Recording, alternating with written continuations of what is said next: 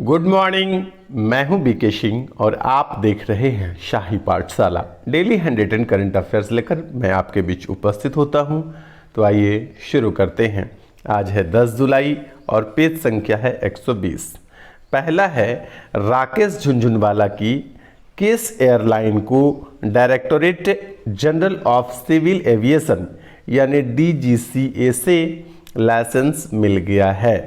तो ये है राकेश झुनझुनवाला की आकाशा एयरलाइंस या आकाशा एयर, जिसको directorate general of civil aviation से लाइसेंस मिल गया है। तो हाल में आपको नया एयरलाइंस दिखाई देगा आकाशा एयरलाइंस से। आप यदि हवाई सफ़र करते होंगे तो आकाशा एयरलाइन एक नया एयरलाइन आपको दिखाई देगा। इसको directorate general of civil aviation से लाइसेंस मिल गया है। आइए नेक्स्ट है, हाल ही में प्रकाशित सतत विकास लक्ष्य यानी SDG में भारत की कौन सी रैंक है। तो हाल ही में प्रकाशित सतत विकास लक्ष्य में भारत की रैंक है 121वां। कौन सी रैंक है? भारत की रैंक है 121वां। इसमें प्रथम स्थान पर फिनलैंड, द्वितीय स्थान पर डेनमार्क और तृतीय स्थान पर स्वीडन है। भारत की रैंक कितनी है? 121वां। यहाँ पर मैं बता दूं कि पिछले वर्ष 2021 में भारत का स्थान था 120वां। यहाँ पर एक स्थान क्या हुआ, भारत नीचे लुढ़क गया है। और अंक की बात की जाए तो अंक तालिका में पिछले साल जो भारत का अंक था वो था 60.07 और इस वर्ष जो भारत को अंक मिला है 60.32 इस प्रकार से। यानी अंक तालिका में अपने आप को ऊपर किए हैं, लेकिन विश्व के अन्य देशों की तुलना में यह कम है, इसलिए एक रैंक भारत का नीचे गिर गया है। तो याद रखिएगा कि सतत विकास लक्ष्य में SDG यानी सस्टेनेबल डेवलपमेंट गोल में भारत का स्थान 121वां है। आइए चलते हैं नेक्स्ट प्रश्न की ओर। हाल ही में भारत ने किस देश के साथ क्वालिटी इंफ्रास्ट्रक्चर पर कार्यक्रम आयोजित किया है। तो हाल ही में भारत ने जर्मनी के साथ, किस देश के साथ है? जर्मनी के साथ क्वालिटी इंफ्रास्ट्रक्चर पर कार्यक्रम आयोजित किया है। तो यहाँ पर याद रखिएगा कि क्वालिटी इंफ्रास्ट्रक्चर पर कार्यक्रम जो है किस देश के साथ आयोजित किया है। तो जर्मनी के साथ क्वालिटी इंफ्रास्ट्रक्चर पर भारत ने एक कार्यक्रम आयोजित किया है। आइए नेक्स्ट प्रश्न की ओर चलते हैं। अंतर्राष्ट्रीय मुद्रा कोष यानी IMF इंटरनेशनल मॉनेटरी फंड पहली महिला अर्थशास्त्री रह चुकी गीता गोपीनाथ की तस्वीर अपने पूर्व मुख्य अर्थशास्त्रियों के साथ लगाया जाएगा। यह सम्मान प्राप्त करने वाले पहले भारतीय कौन थे? ठीक है, पहले भारतीय कौन थे? तो पहले भारतीय थे रघुराम राजन। IMF में यह दर्जा प्राप्त करने वाली गीता गोपीनाथ पहली महिला और दूसरी भारतीय है। यहाँ पर नाम आप याद रखिएगा कि गीता गोपीनाथ जो है यह पहली महिला और दूसरी भारतीय बन गई है। आइए नेक्स्ट प्रश्न है, लॉकडाउन के दौरान डिजिटल बैंकिंग को बढ़ावा देने के लिए भारतीय रिजर्व बैंक के द्वारा किए गए ट्विटर अभियान में कौन सा भारतीय व्यक्तित्व शामिल है। तो लॉकडाउन के दौरान RBI के द्वारा, भारतीय रिजर्व बैंक के द्वारा जो ट्विटर अभियान किया गया था उसमें किस व्यक्तित्व का झलक दिखाई देता है। तो उसमें अमिताभ बच्चन जो है इनका व्यक्तित्व शामिल था। इस अभियान में अमिताभ बच्चन का व्यक्तित्व शामिल था। तो याद रखिएगा कि ट्विटर अभियान में, RBI के ट्विटर अभियान में अमिताभ बच्चन जो है कि शामिल थे। आइए नेक्स्ट है, फिर इकोनॉमिक्स से ही रिलेटेड प्रश्न है। भारत के किस वित्तीय संस्थान के द्वारा वित्तीय स्थिरता रिपोर्ट, भारत के किस वित्तीय संस्थान के द्वारा वित्तीय स्थिरता रिपोर्ट जारी किया जाता है।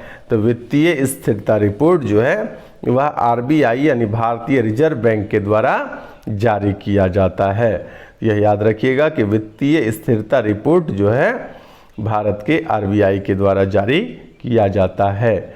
आइए नेक्स्ट प्रश्न है, फ्रीडम इन एक्साइल किस प्रसिद्ध व्यक्ति की आत्मकथा है? तो freedom in exile Dalai Lama की आत्मकथा है। ये आपके लिए बहुत बहुत इंपॉर्टेंट प्रश्न है।